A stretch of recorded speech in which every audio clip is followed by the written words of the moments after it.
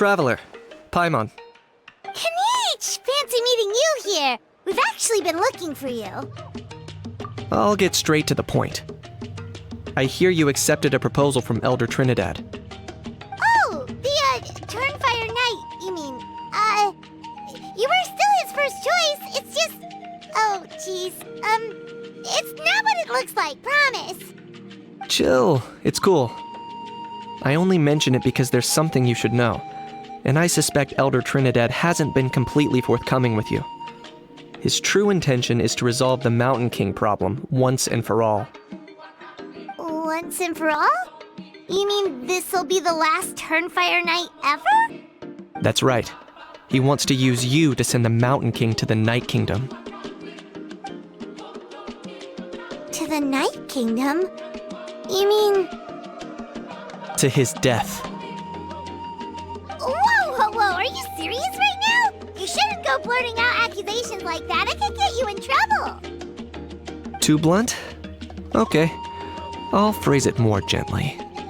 There is potentially a possibility that Elder Trinidad may be hoping that, during the course of the ceremony, you kill the Mountain King dead. But that's ridiculous! He told us the Mountain King is a living symbol of your tribe's glory! And that glory comes at a price. Oh, that's right. The Mountain King is a living symbol of our glory, but even this glory comes at a price. Ah, yes, and Nana wasn't the first.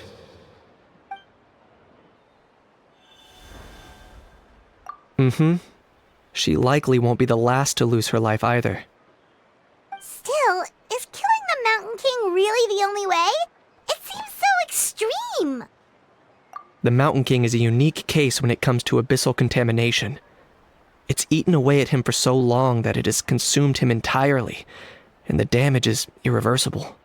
That evil power has both driven him insane and kept him alive over the centuries. So to look at it one way, once it's completely purged from his body, the Mountain King will finally be able to rest in peace. In past ceremonies, we've only purged around half of the abyssal power. This was to strike a balance, to keep him alive, but also keep him asleep. Trinidad didn't say anything about how much power he wanted us to purge, but he did say there were some more details to go over before the ceremony.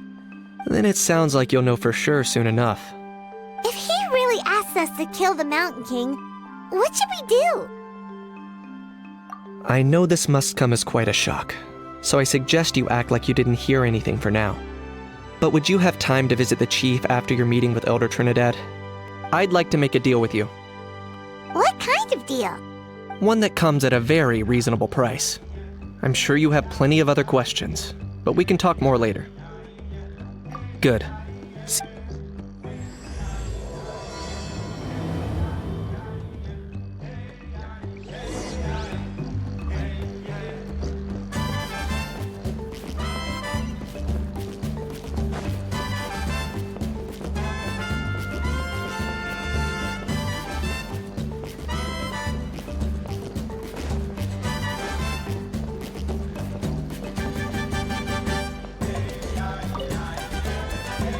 Ah, mighty Outlanders, you have returned. Did you have a good rest? It was, pretty good, yeah. Glad to hear it. Things are progressing very smoothly on my end. Many of the elders have heard of your heroic deeds, including the chief. They all speak very favorably of you. There are still those who insist that the ceremony should be performed by the bearer of the Malipo name. But they're just stuck in the past. We need to move with the times. Plus, Kinich doesn't want to do it anyway. Exactly. So now, it's time for us to discuss the finer details of the ceremony. We covered the fire-lighting part of the proceedings yesterday. The next part is the purification of the Mountain King. It's quite simple. You just need to use the sacred flame. We've done it plenty of times before, and it's always very routine. I'm sure you won't have any problems. One point I'd like to stress, though. is that you need to burn away as much of the abyssal energy as you possibly can. The more we dispel, the longer the Mountain King will remain asleep. Asleep, huh? Precisely. In previous years, the Flame Bearer has often been unable to dispel a sufficient amount of abyssal energy. That's the only reason why we have to perform the ceremony on a regular basis. But I understand that you have a lot of experience fighting against the abyss. And you seemed to wield the sacred flame quite effortlessly yesterday. With your help, I'm optimistic that this time we can dispel all the remaining abyssal energy from the Mountain King's body, freeing us from this ever-looming threat for many years to come. Traveler? So this doesn't faze you at all, huh? You clearly have a lot of confidence in yourself. That's really all you need to know. The ceremony is in 3 days. I'll come and fetch you when we're ready. In the meantime, feel free to look around our settlement. It would mean a lot to the elders if you got to know some of our people. And if you wouldn't mind helping them out with a few errands here and there, that would be even better. So now we have extra errands to run? Maybe we should add a little extra to the price. Just a humble suggestion, that's all. It will help you gain the respect of our people. And as a mighty hero, I truly believe that's what you deserve. I'll be sticking around over the next few days, so if you have any questions, you know where to find me. Seems like Kinich was right. We should go meet up with him right away. Emotional support is important. Ah, you're here. Kinich! Elder Trinidad said that... I can tell. It's written on your faces. Is that the Traveler in Paimon? Forgive me for not being there to welcome you on your arrival. That should have been my duty as chief. Hello, Chief Waina. I only heard the news from Trinidad yesterday, so I asked Kinich to invite you over for a quick chat. I believe Kinich has already filled you in, so I'll get straight to the point. Firstly, I fully endorse your appointment as flame bearers for the upcoming Turnfire Night. However, I would like to request that you take steps to ensure the Mountain King's safety. Every child of our tribe grows up hearing the tales of our heroes, from Yupanqui the Firebringer to Burkina and the Mountain King who fought against the Abyss. This is our history and our heritage, the source of our pride and the center of our faith. To kill the Mountain King would be to destroy our spirit. I would never be able to face our ancestors in the Night Kingdom. Nana's death was a great tragedy, and I do not blame Trinidad for the actions he has taken. Nevertheless, I cannot allow any harm to come to the Mountain King. The very roots of our identity are at stake. My honored guests, please give this matter your serious consideration. Perhaps there is, but despite all our attempts to contain the situation over the years, we've not found it. Right now, I should like to hear where you stand on this matter. Though I sense that your mind is not yet made up, I'm still comforted by your words. There are 3 days left before the ceremony. I hope they will bring you clarity. So, Kinich, earlier you were saying that... Let's walk and talk. I'll show you around the tribe. That works too. Paimon needs to get some air after this.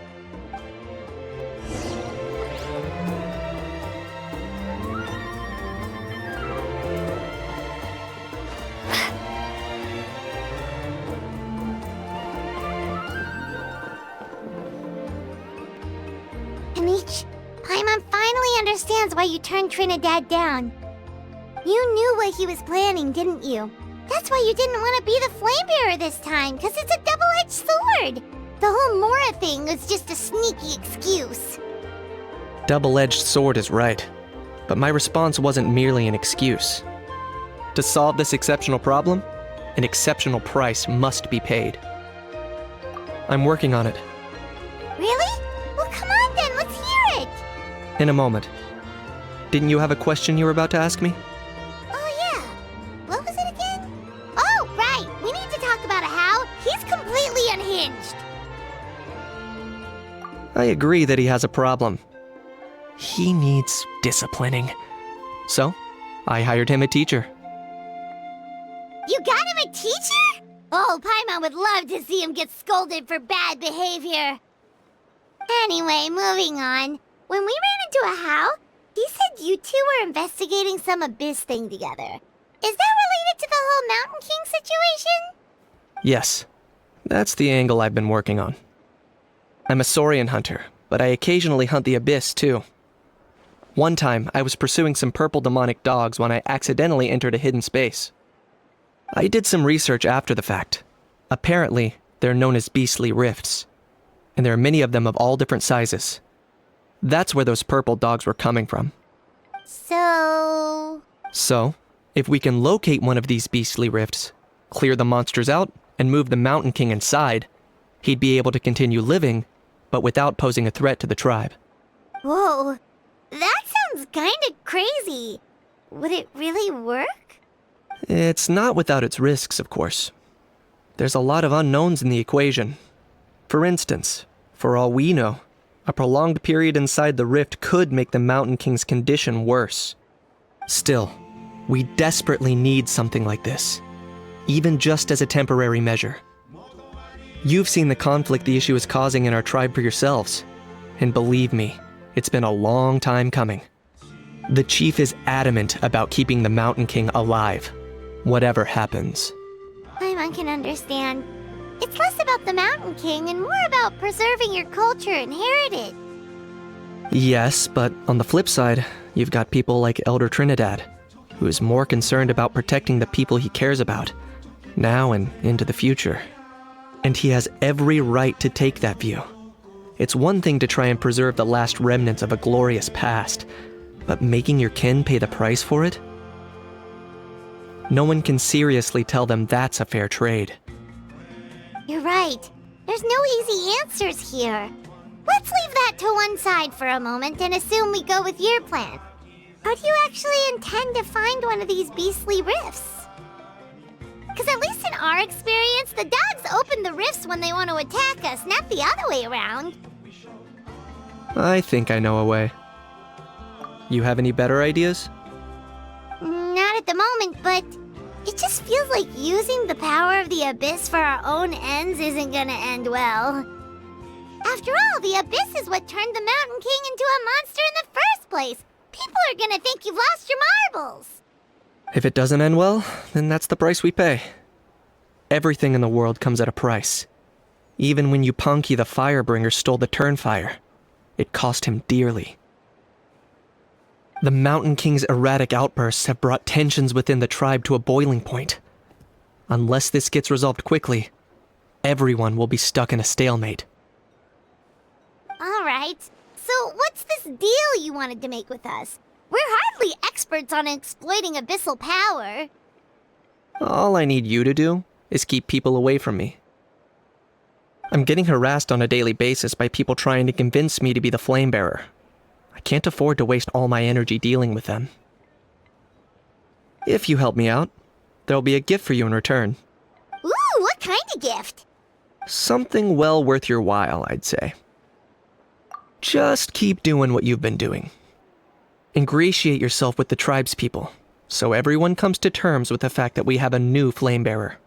That way I won't have an endless stream of people coming to beg me to join the ceremony, and I can focus on finding a way to summon the beastly rift.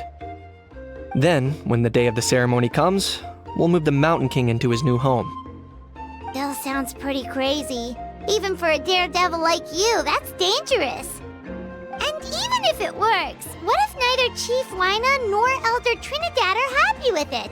Have you thought— At least the two of them would finally be on the same side of the issue, leaving only me on the opposing side. The tribe needs leaders like them far more than a Saurian hunter for hire like me. Can I take that to mean we have a deal? For sure. And who knows, maybe we'll come up with an even better solution to all of this in the next couple of days. Great. Well, for the next couple of days, please spend some time among the tribe and lend a hand wherever you can.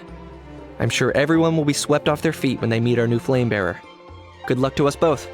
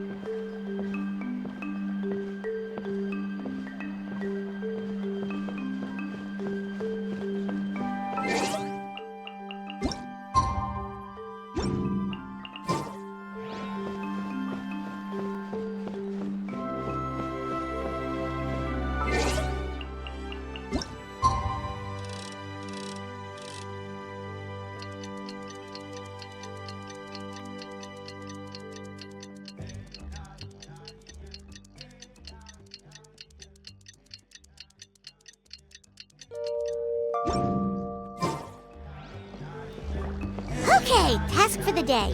Meet the tribespeople and take some heat off of Kinich's back.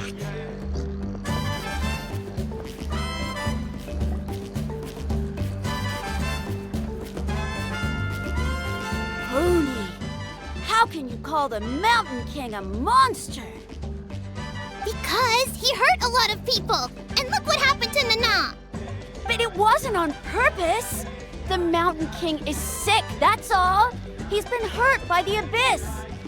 That's true, but the fact remains that he's now a threat to all of us. How can you be so harsh to someone who's sick? If you don't take back what you just said, I don't know if we can carry on being friends. Toba, Huni, what's wrong? Pony's saying nasty things about the Mountain King. It's not right. He's our hero. Once upon a time, maybe, but not anymore. Yesterday, maybe, but not anymore. Toba? Fine. I guess my dad is right. Things change, and you just have to accept it and move forward. As of today, our friendship is over. Oh, come on, cut it out, you two. We have some great news to tell you. The Traveler is gonna be the flame bearer for the next Turnfire night. She's gonna do a beautiful ceremony and cure the Mountain King's illness for good. What? Really? So that's what my dad wanted to talk to you about? To be fair, from what we saw the other day, you are pretty good at climbing cliffs. Probably. Wait, speaking of Kinich, where even is that guy? Oh yeah, good question. Is he not coming to the ceremony anymore? We can get him to come, but if he catches you two fighting again, he won't be happy. He'll be sure to give you both a piece of his mind. No, we can't let that happen. I've never even spoken to him before. I can't afford to make such a bad first impression. I didn't mean to argue with Toba. All I said was that the Mountain King has done some pretty bad things. He was the one who turned it into a fight. Yeah, if you weren't friends, there's no way Toba would have come to look for the baby Saurians with you. All right. Well, because it's the Traveler and Paimon and Kinich, I'm sorry, Toba. I'm sorry for all the mean things I said about the Mountain King. Dad just really misses Nana, and I was really upset that she's gone, too. Huh? Oh. I shouldn't have spoken to you the way I did either. It wasn't very nice of me. For the Traveler and Paimon, Kinich, and for Nana. I'm sorry too, Huni. That's more like it. Now you're best friends again. Guess so. Toba, if I ever say something mean about the Mountain King in the future, I'll make sure I say it to someone else, and not you. I'd better go buy some colored cloth for my dad now. He needs it for Turnfire night. Let's play again some other time. See you, Toba. See you, Traveler and Paimon.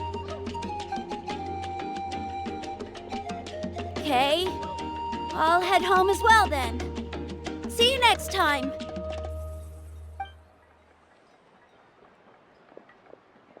Okay, take care, you two. Even though they said they're sorry, it looks like their friendship isn't as strong as it was before. Let's just hope we can solve this once and for all. Come on, let's move on.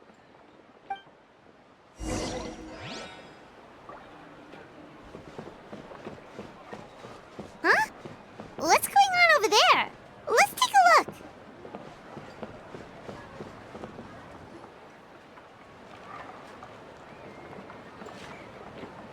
Hey there! What's happening here? A rehearsal for the Turnfire Night dance. Ooh, there's a dance involved? Paimon wants to learn too! You don't know it? Ah, I guess you're not from these parts, huh? It's rare to see a new face around the tribe these days. I thought everyone would be keeping away. Why do you say that? Because of the Turnfire Night, of course. The Mountain King could wake up at any time. That's why we're holding an emergency ceremony. This isn't one of those fun and games festivals. For outsiders, it might even be a little dangerous. Well, did you know that the Flame Bearer this time is actually gonna be an outsider? Oh, I did hear about that. It's a first for sure. I would have loved to meet them in person. What? Oh, it's you? Man, oh man. Well, this is a nice surprise. It's funny, I was just thinking that I'll probably miss out on meeting the new Flamebearer since I'm not taking part this time around. Then suddenly, there you are. Must be my lucky day. You're not taking part in the Turnfire Night? How come? You're not an outsider too, are you? You must be joking. Watch this.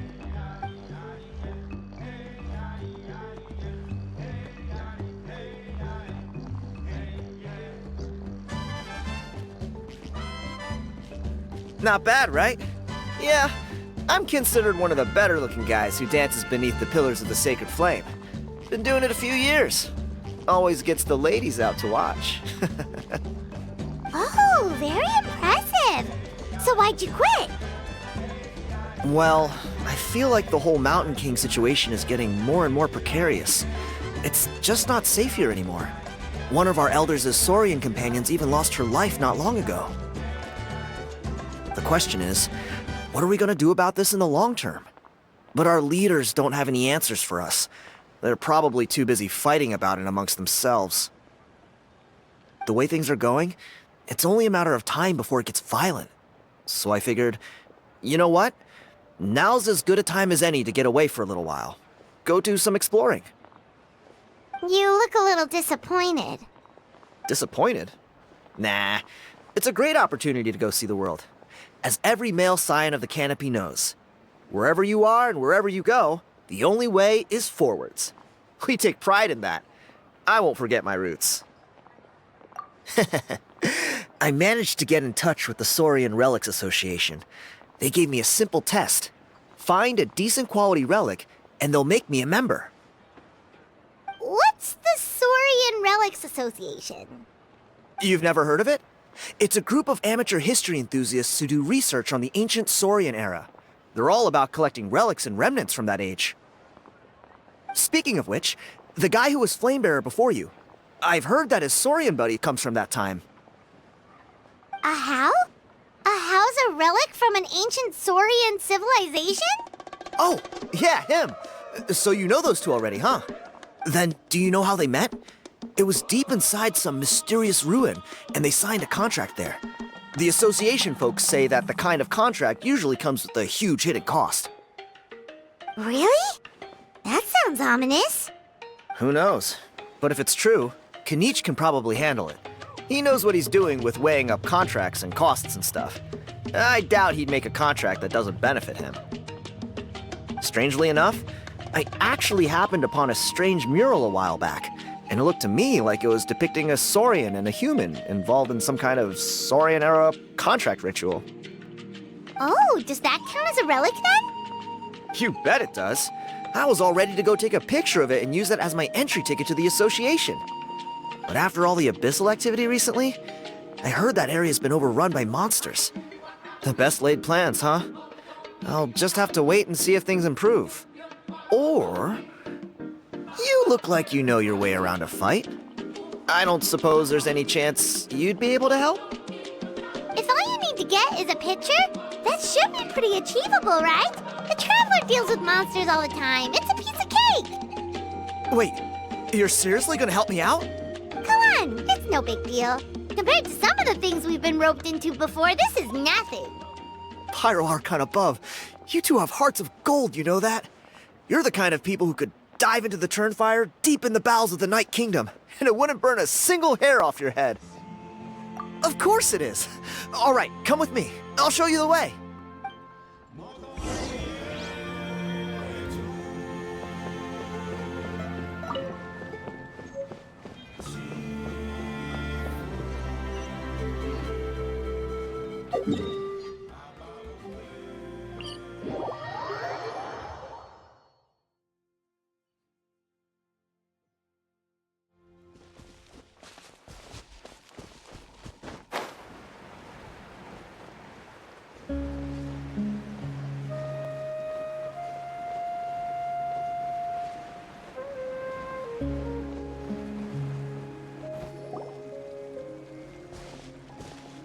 There it is. It's inside these ruins. As you can see, the place is crawling with monsters. Alrighty then. Stay back and take cover, Tiago. This could get dangerous. We'll take care of them. Great minds think alike. I'm not about to cramp your style.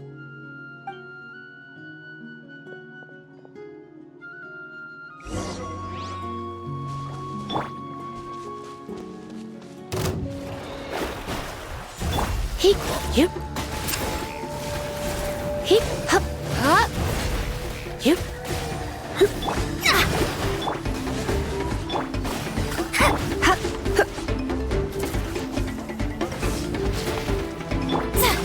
Shadows of fate. Heep. Heep.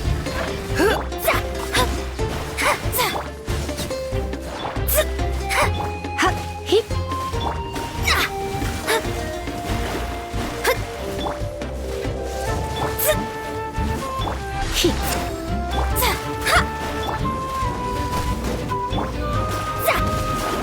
Delve into destiny. Here. Here. Yep.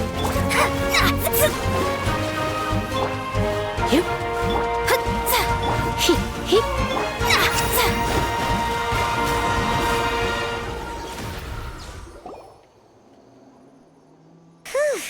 That should be the last of them.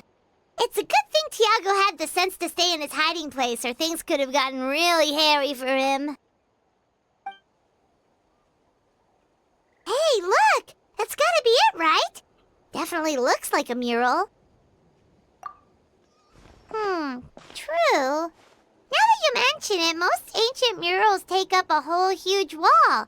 This looks more like someone with a paintbrush got bored and started doodling. It does match the story he told us, though. There's a Saurian and a human. So, is that supposed to be what an ancient contract ritual looked like? Whatever. We're not here to decipher it. Just photograph it.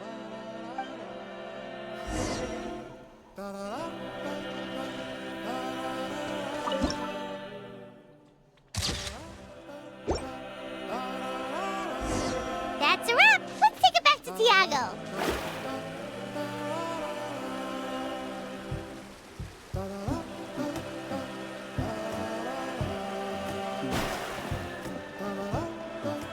You've been robbed? Oh, Ponche. And I thought my luck was bad. Oh, I put blood, sweat, and tears into that, and now I've got nothing to show for it. Some gap-toothed goon stole it from me.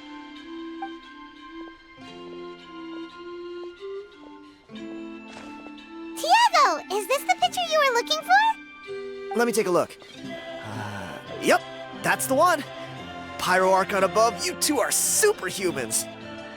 Hey, Ponche, come and say hi to these guys. They're gonna be the new flame bearers, and they're tough as nails. Wait, are you the Traveler and Paimon? Huh? You already know each other? I don't think so. My nephew Toba's been telling everyone about you. He says you're crazy strong, super friendly, that you helped him out, and that you're gonna be our flame bearers this Turnfire night. Oh, so you're Toba's uncle. Great to meet you, sir. Sounds like we managed to make a bit of a name for ourselves. Toba's not wrong, my friend. These two are honestly some of the nicest, most genuine people I've ever met. Everyone speaks incredibly highly of them. Seriously. If you're comfortable telling them about what happened, I guarantee you they'll sort it out in no time. Really? All I want is to get the fruits of my labor back. Allow me to explain. Ponche is a well-known scholar within our tribe, author of the widely acclaimed book, Yupanqi's Turnfire. Unfortunately, the book was stolen by a treasure hoarder a few hours ago. I spent years of my life researching that book. I visited every last ruin, interviewed every descendant of every hero in our history. On the word Malipo alone, I covered at least 5 different interpretations of the meaning based on accounts from different villages. It was an unparalleled masterpiece. And now it's all gone. That little goon ambushed me during my morning walk. He snatched all of my belongings, including my entire manuscript. That book was everything to him. It's like they robbed him of his soul when they took it. Look at him. Lost and listless. He's a shell of the man he was. Dear honored guests of our clan, I am but a helpless old student. If only for Toba and Tiago's sake, please help me, I beg of you. See what I mean, Ponche? Now you've run into these two, your luck's about to change, big time. I don't know if he's still there, but come on, I'll take you.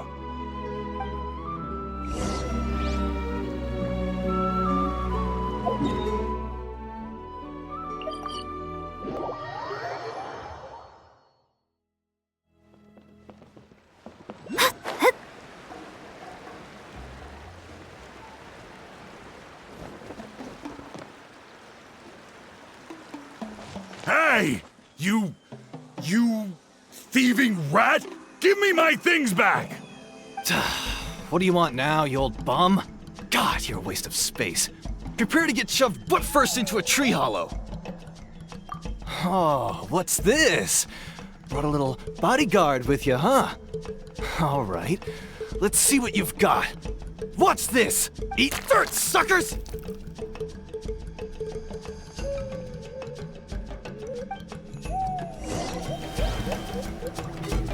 Hey, he's trying to get away! You good? Let's chase him down!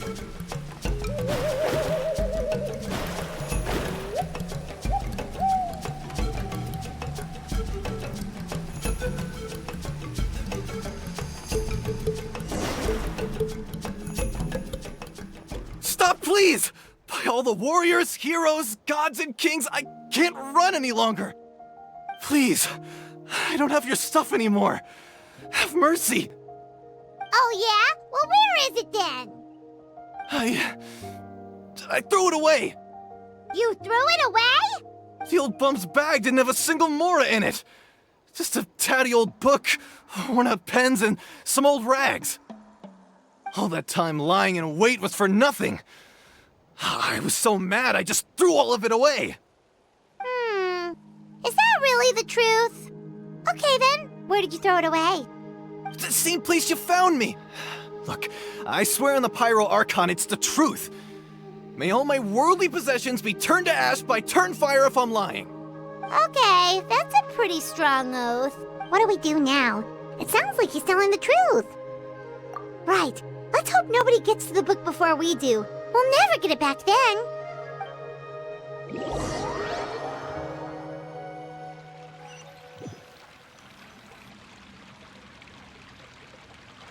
Although the Turnfire is a heroic symbol in Hoytzatlan, it always comes with the more ominous implication of eventual tragedy. This holds true for all bearers of this ancient name in recorded history. Each one of them died of non-natural causes, as if the specter of the Turnfire was always lurking in the background. This appears to suggest the existence of some higher power that is always watching the name-bearer, examining their actions, and eventually demanding payment in return. None can escape this payment unless, perhaps, they could honestly swear by Turnfire to never make a single mistake in their entire life. Yupanqi's Turnfire. What an incredible work on ancient name philology. I can't believe it was just lying there for me to take. Let me see, the author is Panche. Nice. A gentleman and a scholar. Silence, book muncher. The great Kahulahow will suffer your droning voice no longer. Do you truly find no joy at all in perusing such rich historical records? Joy? What joy is there in this pointless drivel? Well, it makes a pretty shocking prediction. Every bearer of the ancient name Malipo eventually meets a grisly end. Maybe that's the price you pay for the name that means price? What? You're saying Kinich will die a violent death? So I'll finally get to take over his body? When will that glorious day arrive? The great Kahulahow demands to know! Wow, you are just irredeemable, aren't you? An agent of chaos down to the core. You make us Abyss Order folks look like saints in comparison. Silence, maggot! To presume that anyone compares your kind with the great Kahulahow is sheer vanity. And if that day ever comes, oh, your doom will soon follow. You don't need to lecture me about Doomsday. Here's what I know, based on countless historical texts. All civilizations will be reduced to rubble by the passage of time. From ancient kingdoms, to heavenly thrones, to worlds beyond, there are no exceptions. But from the ruins of every civilization, the dust will rise and never settle, thus transcending the confines of time. That dust is what we call a civilization's spirit. And you, great Kahulahow, are one such speck of dust from a bygone age. I've paid dearly for the chance to observe you up close. Now, let me take a good look at you. We'll see whether any memories of that age still remain inside you.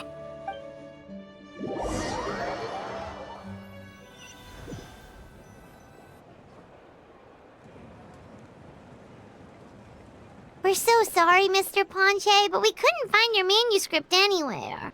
Does that mean all of my hard work was for nothing?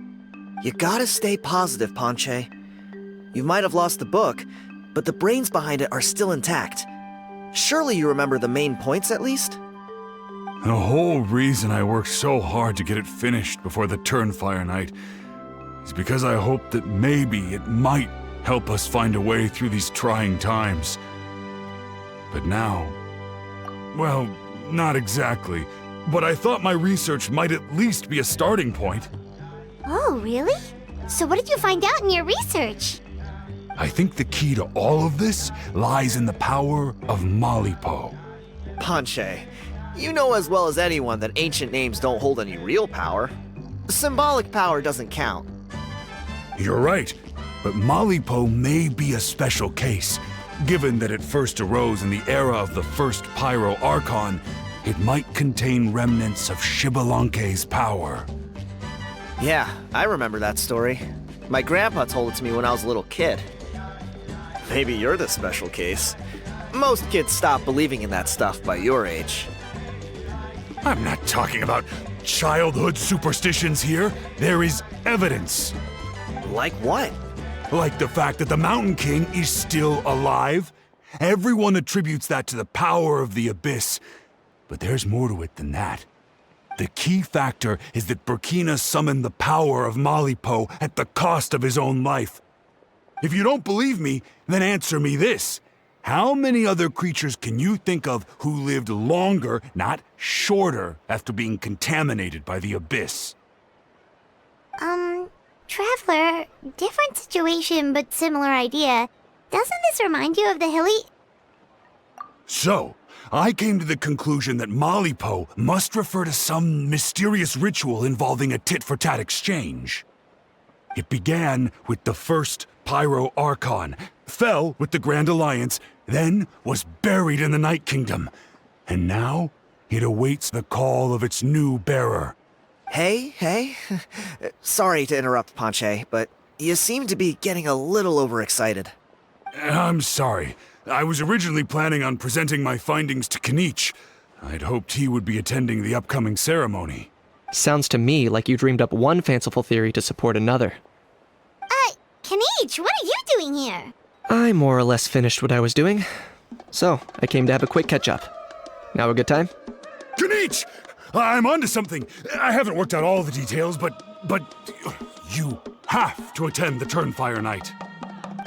So Mr. Ponche here has done a lot of research on the history of the Turnfire, and thinks he might have found a way for you to solve the problem.